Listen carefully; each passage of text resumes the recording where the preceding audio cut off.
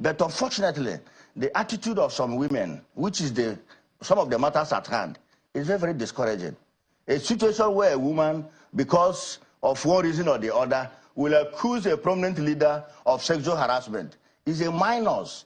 Because we expect Nigerian women to rise up against this. So the Senate Deputy Whip went on Channels Television yesterday and said things that did not do the reputation of the Senate any good. And I honestly feel bad, knowing that these are the kind of characters making laws and deciding the fate of millions of people. To be honest, he said a lot of garbage in the interview, but I will only speak to a few of them, starting with this one. This vote of confidence is necessitated by the allegations of Senator Natasha, isn't it? No, far from that. The allegation of Senator Natasha is a complete falsehood, which we've put behind us. You're already passing judgment on a case that is still subject of investigation. Even within the... I'm entitled to my opinion. Okay, your opinion. Yes, and moreover, I'm also a star witness in that case, and I can tell you, but I don't want to delve into that, because as part of our resolution yesterday is to put that behind us so that we can actually serve Nigerians in line with our mandate, because our mandate is to make laws and guide the executive, all geared towards giving Nigerians the best, not to discuss issues we know that is a complete falsehood and goes to no issue. I'll leave you to your opinion, but I'll also be cautious to the effect that it's still under investigation by the same Senate, because I know she resubmitted that particular petition, yes, and it was accepted and forwarded to the committee that is in charge of ethics and all of that. So help me help Nigerians understand how it will work. She's been suspended for 6 months. Yes.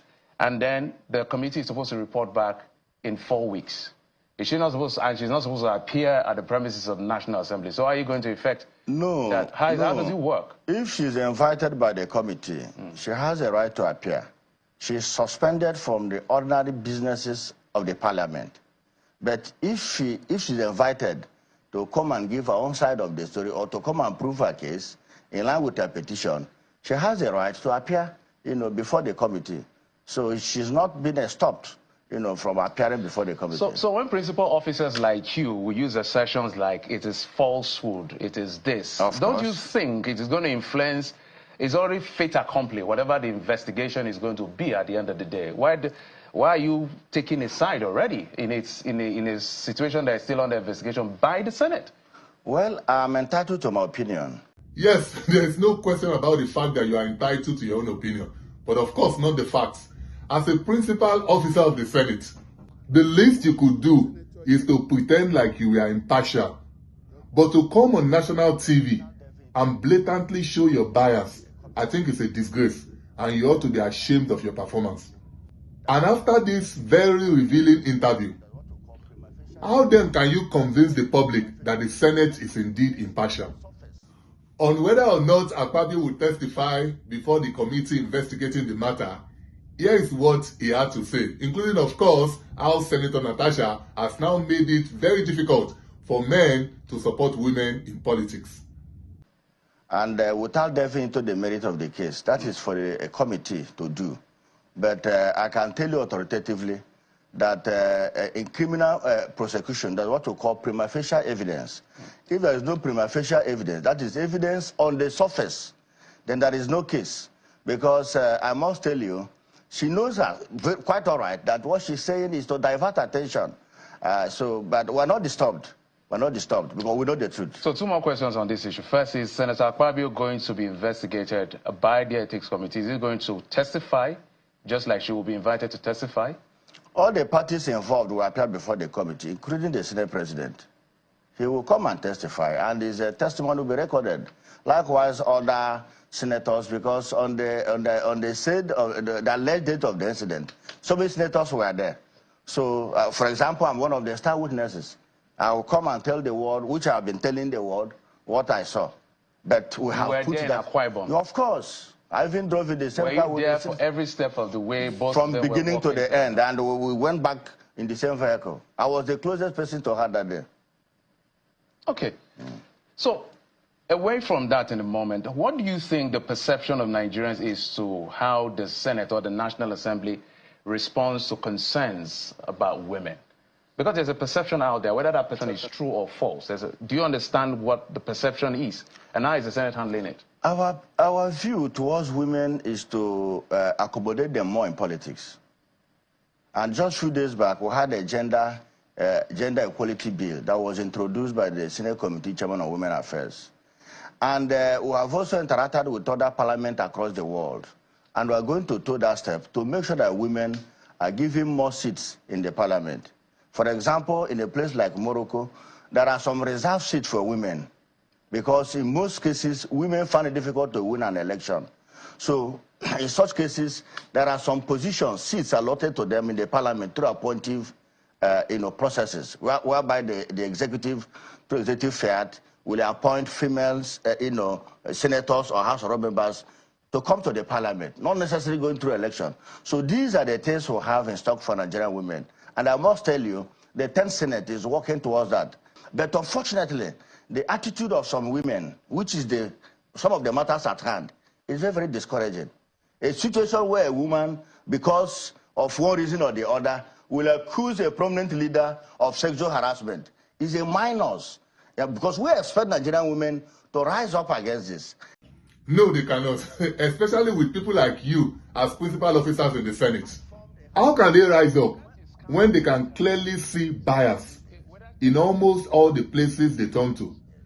And of course, it is because of dispositions such as yours that the Nigerian women will find it hard to believe the outcome of the investigation of the committee. And then, this next one. Especially when somebody has formed a habit. Let me come. No, you can't discountenance her reality, Senator. Yes. Whether that reality of hers is true or false, yes, you can't discountenance it and then use that as a premise for generalization. I didn't generalize, but I said it is discouraging. It is discouraging. Are you saying that men, okay, let's leave the sexual allegation. Men have also stood up to the Senate president or the leadership of the Senate. They've even been suspended. Have we ever said that the attitude of this man is discouraging men from coming into the Senate? No. That is the way women see when men make these arguments. I hope you understand that. You can see that the ground for the suspensions are different. We understand that. Yes, so get that very well, because the fact of the issue determines the reaction. So these are two different circumstances. But what I'm saying is that the attitude of some women may discourage men from giving them such opportunity. So it is therefore very important that any woman that finds herself in political corridor should live above board so as to encourage men to give them more support. That is just the impression I'm trying to make. Not that we are going to generalize because one woman is accusing men of sexual harassment that all other women are going to take the same line. No, but I said it is quite unfortunate and discouraging. In knowledge of the fact that the accusation is a complete falsehood, and this is a person that is known for doing this as a business, a serial blackmailer, and the records are there. So I expect Nigerian women, yes. You're making a strong allegation. Very, very strong. This is not the first time. This is not the first time. Allegations you can't substantiate. No, I can't. I can tell you. What is the allegation? One of your colleagues, Senator Natasha, was accused by the same woman, but as God will have it... I haven't worked with Omokri, by the way. Yes, as God will have it, this woman was in the U.S. And when she discovered that the man had evidence to rebut her claim, she quickly pulled out her claim and later paid compensation to the young man. That is number one. I can name them. There's so many. So many, you could only name one. Come on, Senator. You sound very ridiculous with this claim. Clearly, you and some of your colleagues seem to have taken a stand on an ongoing investigation, which of course fits into the narrative that you guys aren't interested in giving her a fair hearing. I mean, it's okay to hate her politics and her recent polarizing comments, but as a principal officer of the Senate, your appearance on this program was counterproductive, and if you guys were wise, someone smarter than yourself should be immediately sent to do damage control. And talking about being smart, if Senator Natasha is herself smart, she would get a copy of this disaster of an interview as evidence that there was no way she was going to get a fair hearing from any Senate committee investigating her allegations. And on the issue of women representation in the National Assembly, how dare you play God? It's almost as if he felt the power of women's destiny in politics is in the hands of men. Senator, no it isn't. As a matter of fact, it is in the hands of women themselves. They just have to take their own destinies in their own hands. After all, no one can deny the fact that the vast majority of those who vote on election day are women. Nigerian women should also remember that power is never given, it is taken.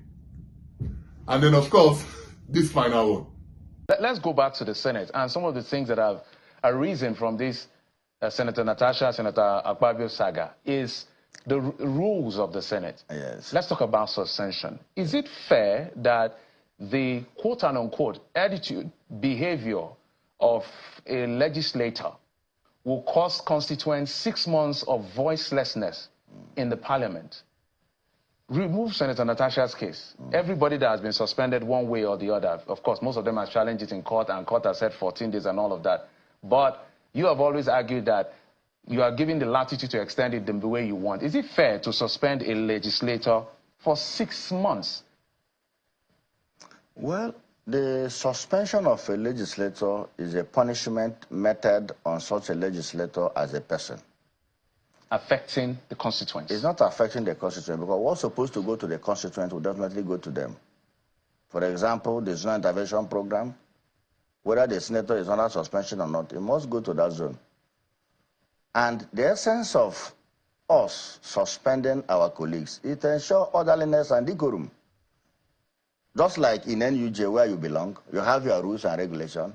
If you go foul of any of your rules, there are punishments. No, it's not the same scenario. No, I'm coming. People elected. I'm just giving you an just hold on. Yes. The point is, you have a tripartite role, yes. Representation, yes. legislation, and oversight. Yes. So maybe others can go on, but representation it will guide the people in electing such person next time.